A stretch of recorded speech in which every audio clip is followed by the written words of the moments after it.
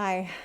It seems that I only post a video once a week. I guess I try to wait until I'm inspired to say something. And today, what I want to say is, I get asked quite a bit what it is that I do. And while I talk about anxiety and overwhelm and worry and stress and all those things and try to help people with those things, ultimately, what it is that I'm helping people do is recognize that there are belief systems that we've created a long time ago through just the process of being human and having experiences as a child that shaped how we see this world. And we don't talk about this, but I really wanted to get into the deepest part of this work that I do, which is understanding that the experience that you're having in your life right now is yours alone.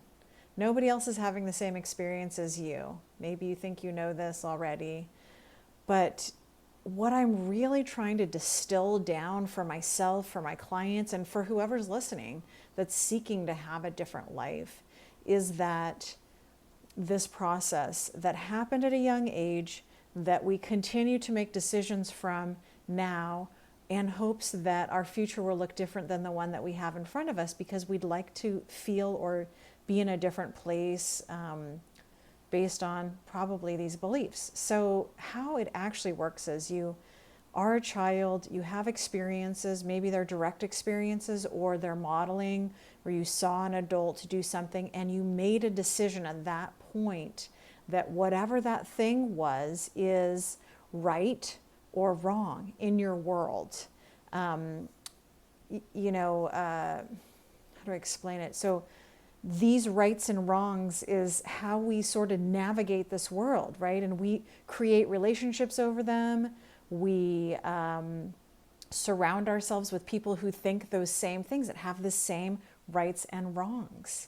And what I've discovered through all this work that I've done on myself and with others is that my rights and wrongs are very different than other people's rights and wrongs because of the experiences they had and the beliefs that they created around those experiences.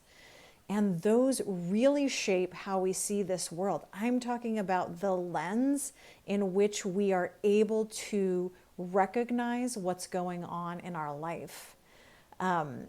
And often I'll say to clients, it's very difficult to read the ingredients of the jar when you're inside the jar. And what I mean by that is we are ultimately too close to our own lives to see where those gaps are, where those areas of healing are. And this is what I'm talking about. So that's the work that I do with people. And how does that show up? It shows up when we recognize in somebody else something that we don't like.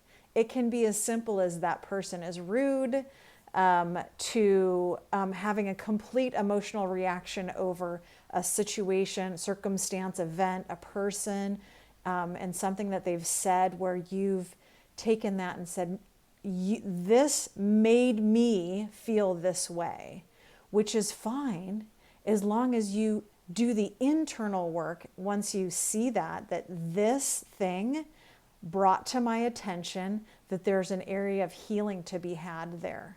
Not that this person did that and it's their fault. That's a victim stance. And it's not your fault if you think that way or if your reaction is that way, because that's what we're taught. That's how we're taught to see this world. And the piece that I teach people is how to see where you are in that. So this person did that. I had this reaction. That reaction is mine. And I get to go inside and sit with it and see, where is that? Where does it live in my body? How do I disseminate that information? How do I experience it differently? How do I understand on a deeper level why that hurt is there? It's not that person. They're just being them. You get to now be you. And this is the beautiful part. Like, this is the stuff, right? Like, this is the empowering piece. You get to decide moving forward that no one or no thing is responsible for that emotional reaction. Only you. And that means that you can go inside and sit there. I'm not saying ruminate and stay in that place. Absolutely not. But here's what I like to say. Each time you take that opportunity, you get into reaction over somebody or something, and you go inside and look around and figure out where that lives in your body and maybe why that happened, only for the purpose of acknowledgement and going, oh, okay. And so the process looks like, ooh, awareness. That thing happened. I had a reaction. I'm going to sit with that for a minute. I'm not going to like get all crazy and get all in it. I'm just going to sit with it and create separateness so that I can look at it and go, where else does that show up in my life? And when it shows up, how can I do that differently? That's it. That's the process. Awareness. Go inside. And each time it's like a tick mark. So every time you go inside, it's a tick mark for the good guys. Not that I believe in good and bad. And it's a tick mark away from that other way of being. And just like going to the gym, you're not going to lift weights once and be buff, right? So it's those tick marks start to add up. And then when you go in that direction, guess what? That becomes your new normal. You have awareness. You even stop it before it happens. Like that's the ultimate, right? Is when you go, oh, I'm about to have an emotional reaction to this person or circumstance, and I don't have to do that anymore. And so that is the process. It's have an emotional reaction, have awareness, go inside, tick mark for the good guy. And then each time it gets easier and easier. The amount of distress you have over that thing gets smaller and smaller until it gets to nothing. And then you have peace of mind over that one piece. I hope that was helpful. That was what was in my heart. And for those who are seeking, this may have meant something to you. For the rest of you, much love and peace.